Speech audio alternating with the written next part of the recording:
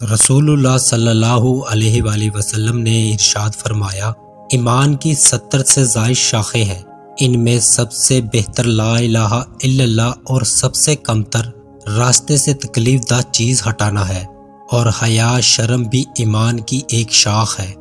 رسول اللہ صلی اللہ علیہ وآلہ وسلم نے ارشاد فرمایا، ایک مومن دوسرے مومن کے لیے عمارت کی طرح ہے کہ اس کا ایک حصہ دوسرے حصے کو قوت پہنچاتا ہے، اور آپ صلی اللہ علیہ وآلہ وسلم نے ایک ہاتھ کی انگلیوں کو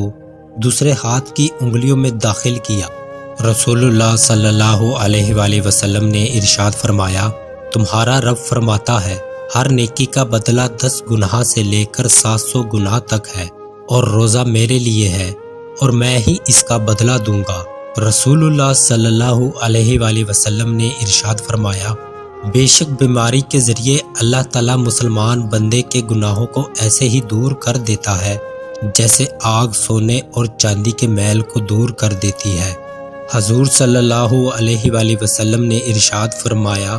کہ سچائی اور ایمانداری کے ساتھ کاروبار کرنے والا تاجر قیامت میں نبیوں اور صدیقیوں اور شہیدوں کے ساتھ ہوگا۔ حضور صلی اللہ علیہ وآلہ وسلم نے ارشاد فرمایا، جس نے جمعہ کے دن سورہ کہف کی تلاوت کی،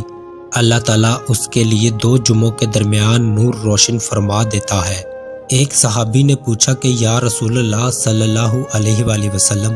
ایمان کی علامت کیا ہے؟ میں کب سمجھوں کہ میں مومن ہوں؟ تو آپ صلی اللہ علیہ وآلہ وسلم نے ارشاد فرمایا، جب نیکی تجھے خوش کر دے، تیرے سے کوئی نیک کام ہو جائے تو تیرے دل کو خوشی، اطمینان اور مسرت محسوس ہو، اور تیرا گناہ تجھ کو تکلیف دے، برا لگے،